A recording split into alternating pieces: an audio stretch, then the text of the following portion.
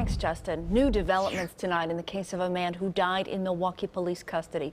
Fox 6 has learned that 2 Milwaukee police officers involved in the death of Derek Williams while in custody were also named in another high-profile investigation.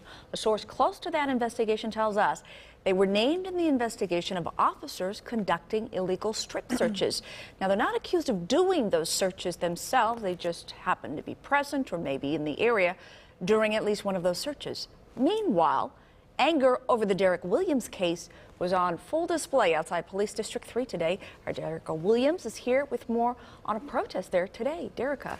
Well, many of these protesters are the same people who gathered last night to watch the video of Williams' death.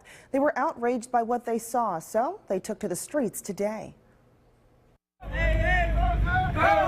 With signs in hand, picketers marched up and down Lisbon Avenue with a message to spread. We're demanding that there be federal investigations in the matter of the cover-up here in Milwaukee in this case with Derek Williams.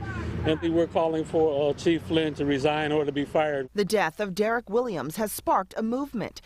These protesters say they're not only seeking justice for Williams and his family, but hoping for change in the future.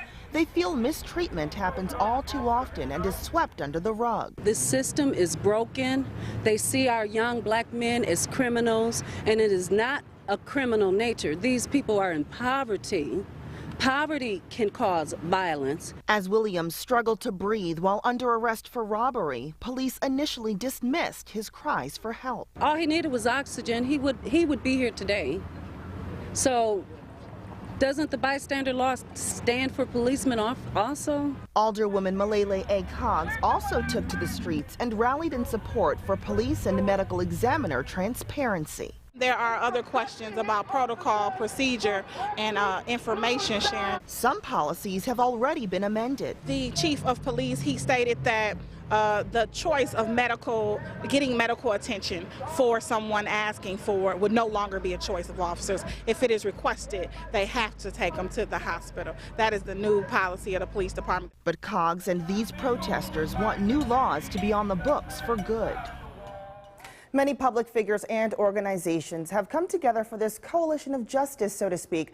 They say they plan to keep this matter in the spotlight until something gets done. They're considering going to the U.S. Attorney's Office for a federal investigation. Brad. You mentioned those different groups, people aligned with Occupy Milwaukee.